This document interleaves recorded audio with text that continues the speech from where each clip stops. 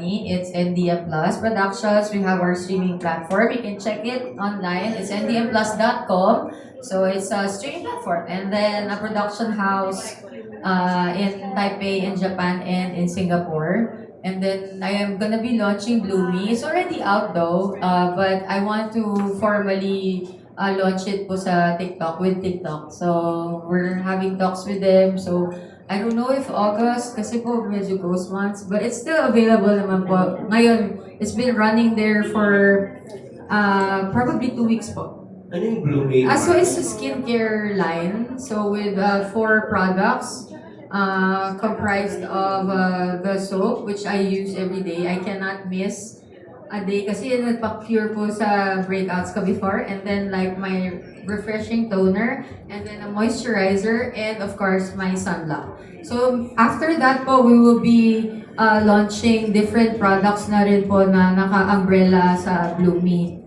And then I have a restaurant po with my friends.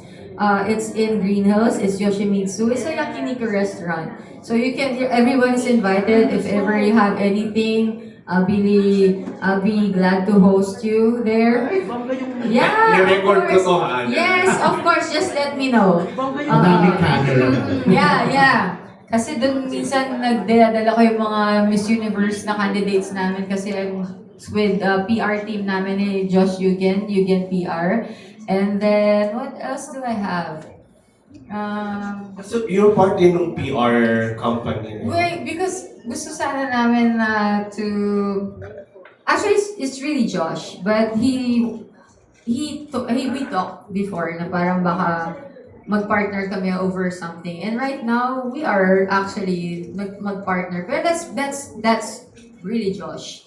And I'm so proud of that friend of mine. Oh, and we will also be having... we have a private dining with Chef Valerie Archer of Yamashiro, if you know her. So, I always post that kasi po it's a private dining. It's not catering, so it's like more of a mas na setting, more kumbaga konti lang po, hindi masyadong mga 15 people we provide services namin, 15 to 20 ganyan, but not really catering. And we'll be opening our social bakehouse.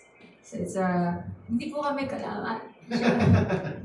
Yeah, so it's so she's currently curating all the dishes the isa-serve namin in our bakehouse.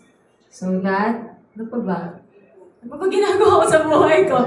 Ang dami po. And I'm really grateful. Ano yan, party the businesses pa lang yan, binabanggit ni Ernest. Mga business. Matagal ko na po yung mga business din. Kaya pag, nag-aaral ako kung paano magpatakbo ng business kasi hindi talaga ako business-minded eh. It's more of my mom really and my friends na talagang ako more of the creative side, the ideas, but they manage it. So, nakapag-artista pa din ako.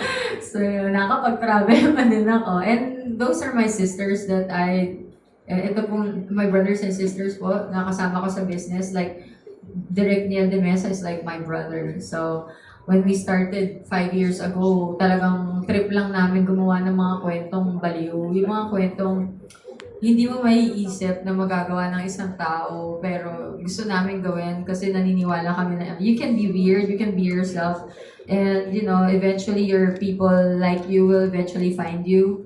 So yun, we just keep doing and doing and doing, creating and creating.